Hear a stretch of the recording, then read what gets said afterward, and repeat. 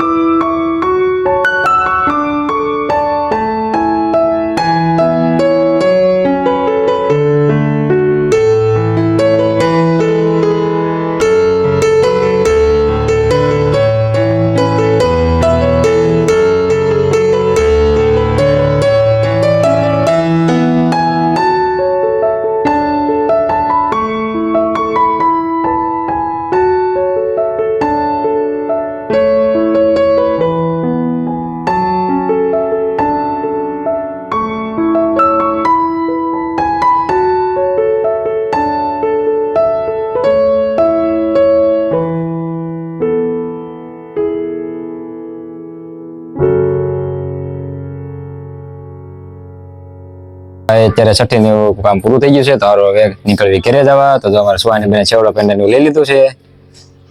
હાલો તો વ્યા દઈ સીધા ઘરે.